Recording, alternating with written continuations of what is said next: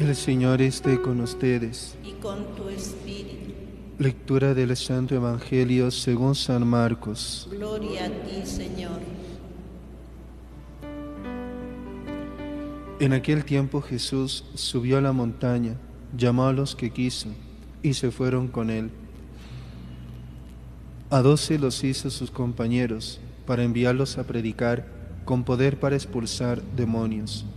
Simón, a quien dio el sobrenombre de Pedro; Santiago, el de Zebedeo, y su hermano Juan, a quienes dio el sobrenombre de Boanerges, los truenos; Andrés, Felipe, Bartolomé, Mateo, Tomás, Santiago el de Alfeo, Tadeo, Simón el cananeo y Judas Iscariote, que lo entregó.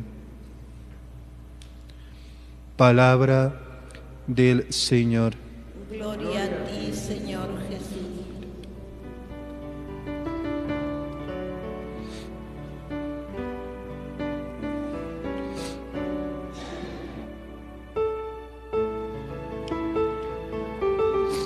Amados hermanos en nuestro Señor Jesucristo y María Santísima, hemos escuchado el Evangelio, este llamamiento y la institución de los 12 apóstoles.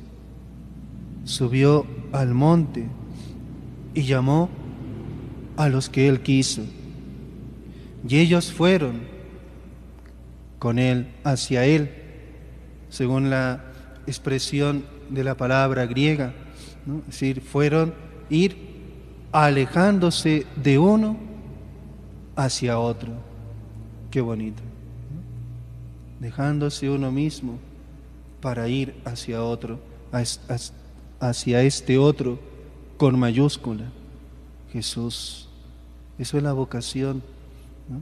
Por eso el Señor en el Evangelio nos enseña, nos va a enseñar luego a negarnos a nosotros mismos. El que quiera venirse en pos de mí, niéguese a sí mismo, aléjese de uno mismo para seguir a Jesús.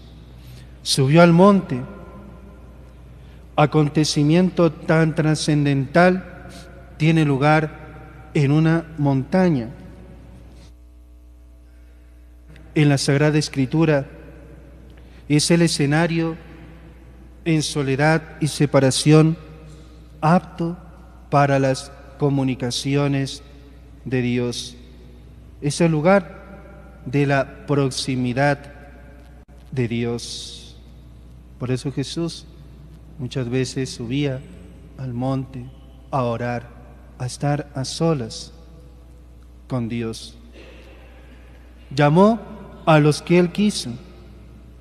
El llamamiento de Jesús es imperativo. Él es el dueño y Señor y puede y debe hacerlo así. Pero además, el llamamiento de Jesús es gratuito. ¿Por qué nos llama? ¿Por mérito alguno de nosotros? No. Nos llama porque Él lo quiso, porque Él lo quiere, porque Él ha querido. Como dice el Evangelio, llamó a los que Él quiso. Y fíjense, hemos escuchado la lista de los 12 apóstoles, ¿no? Jesús llama de cualquier estado social, de cualquier condición, de cualquier profesión, y los llama para formar comunidad. La reacción de los 12 ante ese llamamiento fue la de romper.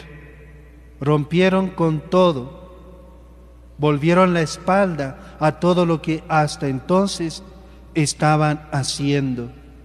Y así hemos escuchado, y algunas vocaciones en particular, cuando llama a Andrés y a su hermano Simón, dejan la barca, dejan las redes y siguen a Jesús.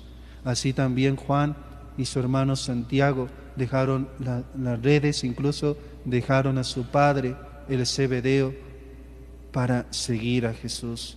Es la actitud del que escucha la llamada de Jesús, romper con todo para seguirlo a Él. Es lo que le dijo Jesús a ese joven que le pedía seguirlo, ¿no? Las zorras tienen cueva, las aves tienen nido, el Hijo del Hombre no tiene dónde reclinar la cabeza. El destino que les dio Jesús fue primero el de estar con Él, esto es, el de identificarse con Él. Los 12 desde entonces ya solo pueden ser entendidos desde Jesús y en comunión con Jesús. Y segundo, el de ser enviados, significa apóstol. Apóstol significa ser enviado a predicar, a arrojar demonios y curar toda clase de enfermedades. Escogió 12.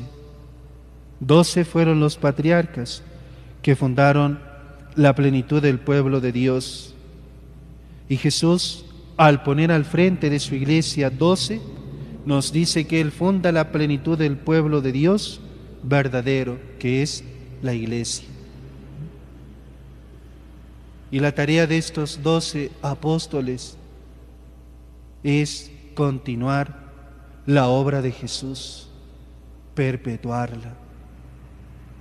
Por eso pidamos por todos los sacerdotes, para que ellos son los obispos, que son los sucesores de los apóstoles, continúen en el mundo de hoy la misión de Jesús, la obra de Jesús, perpetuar la obra de Jesús.